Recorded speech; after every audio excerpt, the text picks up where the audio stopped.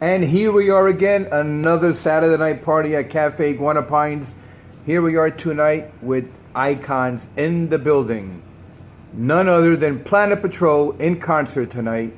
Guys, welcome to South Florida. Hey, Charlie. What's up, Charlie? What's up, bro? Glad to be here, man. I want to know what it felt like to come out of the airplane into this weather this evening. It was great. Great. Came from 65, 56 degree weather, and we're here now, man. Aren't you guys tired of always going from one city to another city to another city every weekend? No, not at all. Not at all? You know why? Why? Because it depicts our name. Planet Patrol. We're patrolling the planet. And that's what I wanted to talk about. How did you come up with that name, Planet Patrol? Well, actually, we didn't come up with it. Well, who did? Our producer, Arthur Baker and John Roby. Tell me about Arthur Baker. Wow. You want to start, B? I'll add to it. You can start, and then I'll fill in the blanks. All right. Basically, Arthur Baker was a producer from Boston. He lived in Brookline, Massachusetts. And Arthur knew about our group. Before we became Planet Patrol, we were another group called the Energetics in Boston. And Arthur was looking for a group to take on the name Planet Patrol because Bambaataa Soul Sonic Force had Looking for the Perfect Beat, Planet Rock.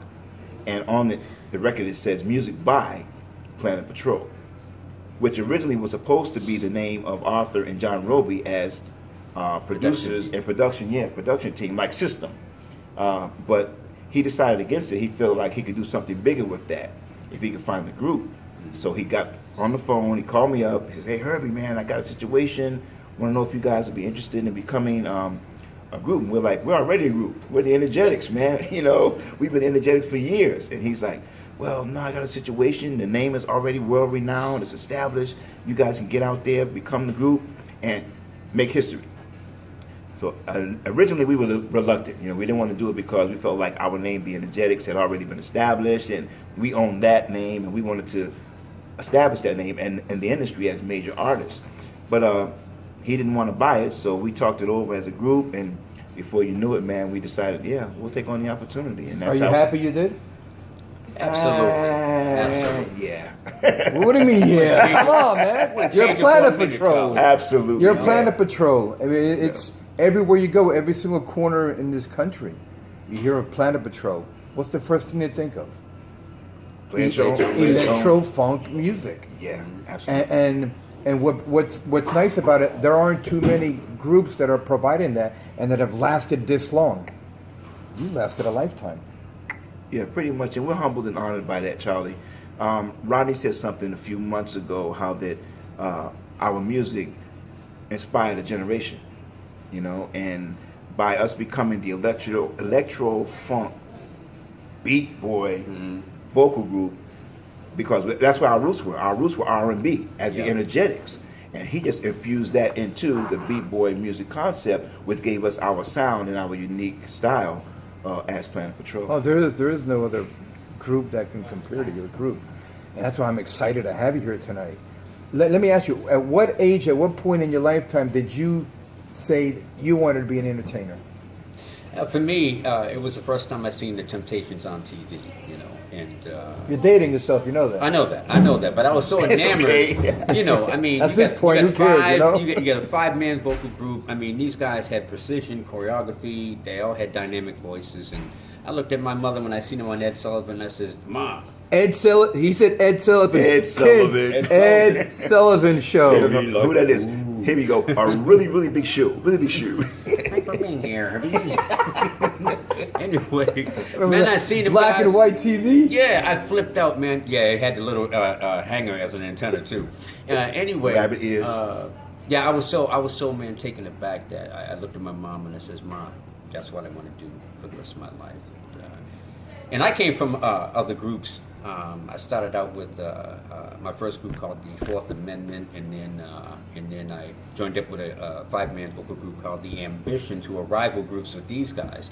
You know, they were a little older, and so I used to see Herbie and them, like, you know, at a club, and then we played a club, and they come see us, and we're stealing each other's like choreography steps and stuff like that, vocal arrangements.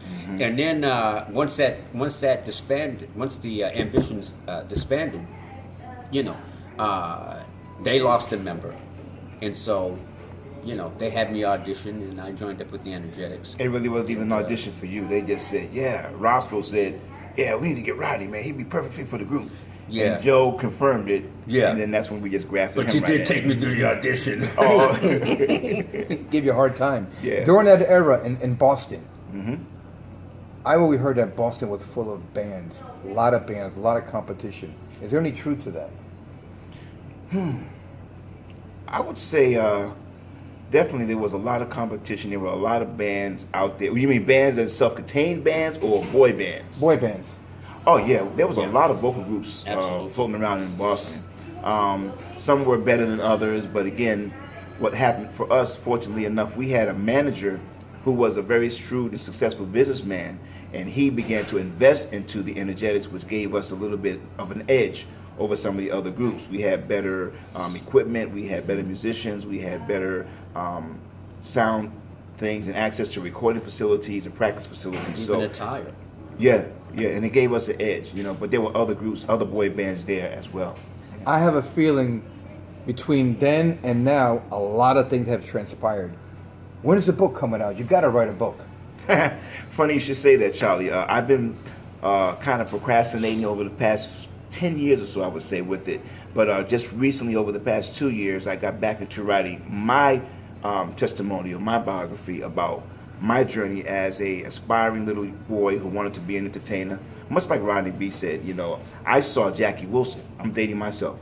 But I saw Jackie Wilson at the Brooklyn Theater, and Eddie Kaufman was the MC. And I heard him say, Mr. Wonderful Entertainment himself. Yeah, Mr. Jackie Wilson. He came out, he did that heartbeat slide across the stage, and the lights hit his suit. The suit changed colors, and he did that, we do about. I was like, whoa, I was blown away, and I said, that's what I want to do. Mm-hmm. And I got inspired from that, and I followed the Jackson 5, I followed the Temptations, and one thing led to another, and I got in the group, and just folks, man. You've heard a lot just now. You know, this camera's only so big. Yeah, but we got to tell you how Dre came into the band too. Come on over here. Money, man. Come on. We got to squeeze everybody in here. All right, we're gonna squeeze Mr. Andre Devine. There you go. Thank you very much. Now this young man came in. I'm gonna tell you what happened. We went through a sabbatical as Planet Patrol. We fell off the scene because the world has no idea of our stories, our testimonies. We're all born again ministers now and believers in the kingdom of God, and Jesus Christ is our Savior. And but we all have profound stories. And we took a sabbatical from the industry for about 12 years. A gentleman by the name of Wild Bill contacted me through YouTube. I know Wild Bill. Email, Yahoo. And he contacted me and said, hey, Herbie, I got a proposition for you. I want you to consider it. I'm like, man, listen, we don't want nothing to do with the industry. I clinically died from an overdose on some drugs back in the day when we were coming to Six Flags, Pete and Lenny's, and all the clubs back in the day. You got to stay out of South Florida. Yeah, South Florida, man. This was our home, second home. And so I went through that experience, and I left the group, and then eventually the group kind of fell apart. And Wild Bill found me and said, listen, I got some dates. I want to bring you guys out on the road. Well, Rodney was going through something himself, that his testimony he can tell you about, but it was a drug-related situation. Found God, had to get cleaned up, cleaned out. Awesome. I did the same thing. And when Wild Bill called me, I said, okay, Bill, if I can get the guys together, we'll come and do the tour. And I couldn't find Rod.